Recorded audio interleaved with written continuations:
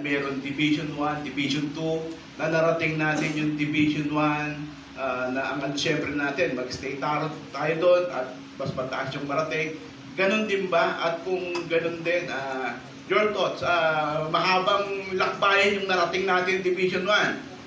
Tayo ngayon, parang kung parehas, parang nandun pa tayo, mag-qualify pa na tayo for Division B. So mahabang lakbayin din. Your thoughts sa lahat ng mga ito?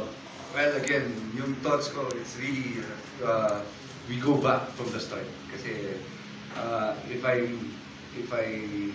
hear it right, before pa, na-qualify na tayo dito sa A, pero lang hindi tayo nakapag-participate for quite some time. Bumaba ulit tayo sa B. And we also know that the under-16 group is already in A. So now, ang target goal namin for the under-18 naman is to go on A. So, qualifying this Siaba tournament is a good preparation, if ever, going into FIBA Asia Cup Division B. Coach Pat, si Bong Petrales po, Malaya. So, basically, you, in not so many words, must win against Thailand. So, without, again, telegraphing our punches, what must we do to be able to prevail on their home court? Tama ba? Home court ba yan? Oh, yeah. Basically. Well, telegraphing the punches, maano, etc. Yung ba hindi ba? Kasi, ano talaga, yung hindi tayo magbibigay na ni ano man. Pero ano ba talaga, what have, in general terms, Let's call it in general terms, siyempre gusto natin manalo. I think Coach Jude and I and SPP formed a group na talagang lalaban for that tournament. Just to really qualify. We know before, kasi hindi na tayo nagkapal. Ang dating patakaran is first come, first serve basis on Division B tournaments. So now that we have a qualifier sa Siaba, so we have to really form the team as soon as possible. I mean, Naka-Olympics na ba kayo together, Coach? Tagal na, more than a month or so. More than a month. So, we're hoping na yung the group itself, you know, speaks about yung ginagawa namin as a whole for women's basketball.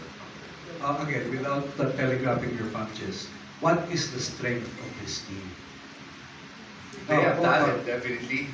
So, again, all of them are shooters. I see this coach. Yeah. I think everybody has the talent to play basketball.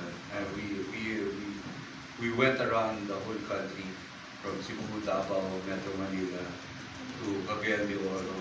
I know marami pang parts ng Pilipinas na hindi pa namin napupuntahan, but I think it's a good start, and we were so happy that yung participation ng mga bata, kung na gustong maglaro for Gilas has been coming around. Dati, dati nagpapatryouts ako, mga 10, less than 10.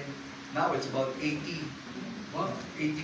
kids really coming out and really wanting to play for Gilas. So hopefully it continues, and by having this kind of group and representing the country well, na I know naman na kaya nilang magkampanan yun. So hopefully it will grow more, and again, sabi nga, future of women's basketball is here already. Coach, anong palagay mo, what is the strength of this team? Aside that we have enough height and speed, quickness, they're all shooters. So even though they are small or tall, they can penetrate, they can shoot around. I think that's one thing na pwede namin ipagmalaki. Ang kailangan na lang namin gawin is paano namin hindi mapapashoot yung kalaban. Definitely, best of the best din yung kalaban namin. So that's one thing that we have to work on. Playing defense together, and yung having, ilalabas sila yung strength nila individually and as a whole. Yes. Okay, I want to talk to all the players, please. Just short, how do you feel to